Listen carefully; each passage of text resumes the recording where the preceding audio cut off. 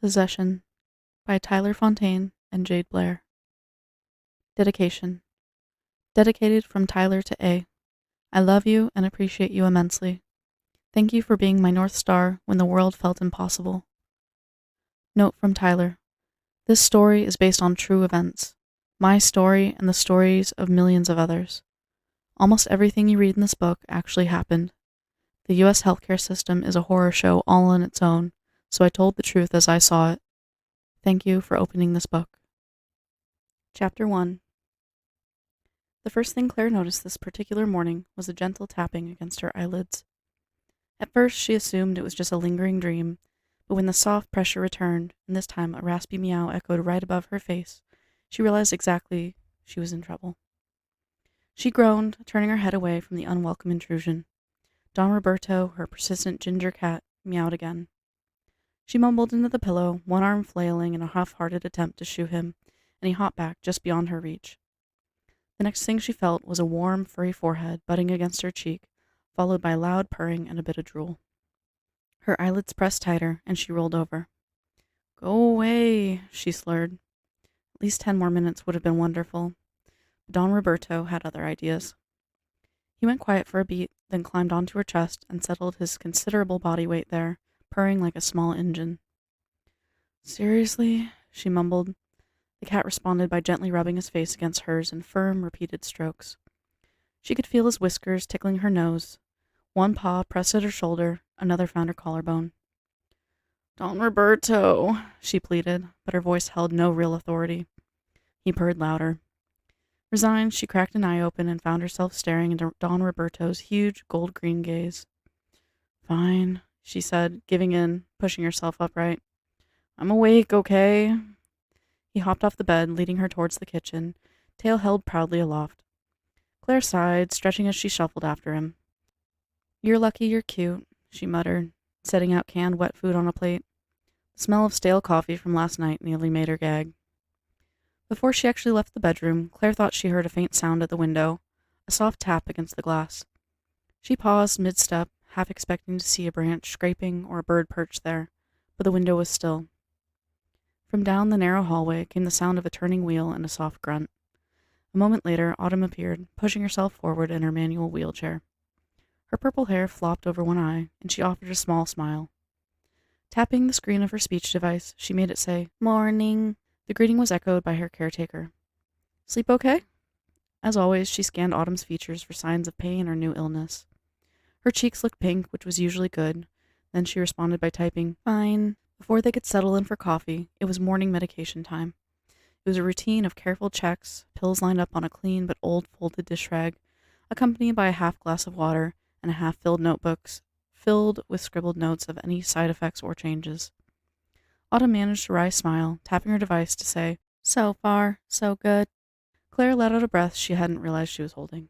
"Don Roberto decided I had enough rest," Claire mumbled, running a hand through her own short black hair. The cat wove around the chair's wheels, acting as though he hadn't already eaten.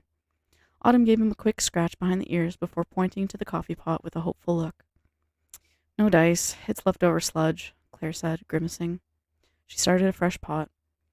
"But decaf for you, okay?" Autumn nodded with a wry expression, briefly signing, "Okay." They both knew caffeinated coffee didn't sit well with her lately. Taking notes on these sort of things is an important part of caring for someone in a professional sense. They drank their coffee in relative silence, the huge orange feline grooming himself with regal indifference. Claire took a few minutes to skim through the crumpled envelopes scattered on the table. They were mostly bills she'd been putting off and a letter from her father that said urgent. All of these could be placed directly in the trash, with coffee dumped on top of them. "So," she said, "didn't you want some new books to read? We could pop by that used shop downtown. I've got a couple other errands, too." Autumn perked up, tapping her screen. "Yes, please." She maneuvered around the clutter in the small living room, pink backpack in place, and they loaded into the battered white Bronco. This involved a transfer up to the passenger seat, then collapsing the wheelchair and lifting its 60-pound, hulking metal frame into the back. It was mid-morning by the time they reached Candles and Curios, a cramped bookstore that smelled like old paper, patchouli, and something indefinably musky. A tiny older woman, covered in bright tattoos and wearing a beaded headscarf, sat behind the counter, flipping through a worn, leather-bound volume. Ruby greeted them with a big smile. Welcome back, she said, setting the book aside. Let me know if you need help finding anything. We're just looking around, Claire answered, wrestling a bit to get the wheelchair through a narrow gap between the shelves. But thanks. Ruby slid out from behind the counter, holding up the leather-bound tome she'd been reading. You might be interested in this, she said, extending the battered tome across the counter in a worn gold Victorian script. The cover read, Arcana Hermetica. Just came in a few days ago. It's a mishmash of alchemy, arcane symbols, Hermetic, Order, the Golden Dawn stuff, Crowley, Manly P, Hall, you name it. It's a great addition to the shelf of any Chaos Witch. As expected, Autumn's eyes lit and her face brightened as she reached for the book, flipping through yellowed pages stuffed with strange symbols. They both caught glimpses of handwritten notes in the margins, but couldn't decipher them. The speech assistance device's robotic voice flatly asked, How much? The shopkeeper smirked. It's a bit battered. $15?